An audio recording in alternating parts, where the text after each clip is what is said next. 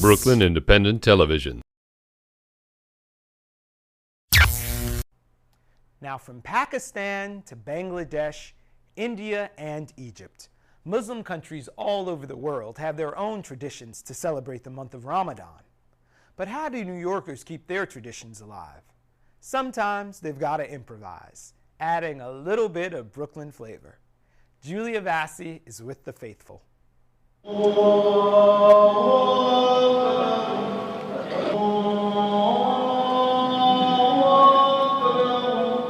This may not sound like music to most American ears, yet in Muslim countries it can get even louder.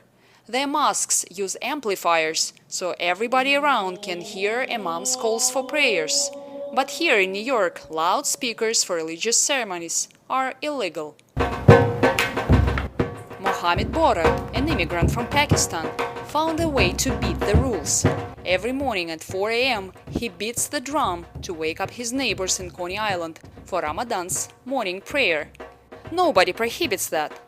And he says nobody complains. My community has 110% love with me, and I'm 200 times I love them. We keep our culture, we keep our religions. Ramadan is a month for prayer and fasting from dawn to dusk.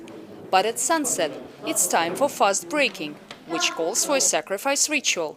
In New York, you cannot slaughter a sheep, but you can bring this food from Brooklyn stores or restaurants. This rice and samosa, and this Arabi's name is tamar, this Urdu name is khajur.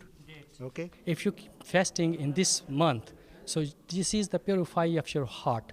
You're going to be very pure by the heart. Okay, and what is the reason we are fasting?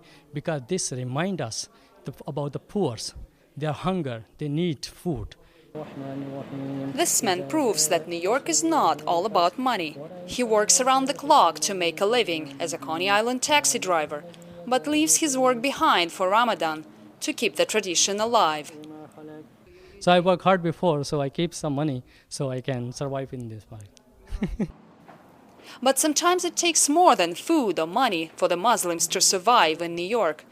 Dealing with authorities, they say, is not a picnic. The controversial stop and frisk program is one example.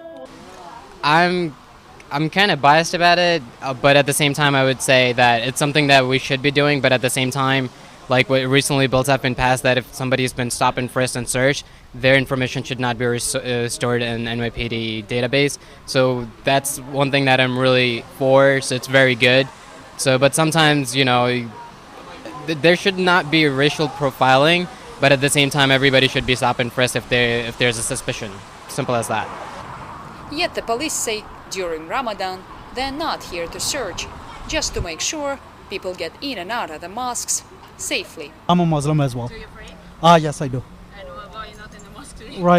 Right now, well, once I get off duty, I'm a volunteer, so we're here just for their safety. They eat, pray, and welcome their guests. And this is another part of Ramadan with New York flavor. I am allowed to share a meal with the men in the mosque.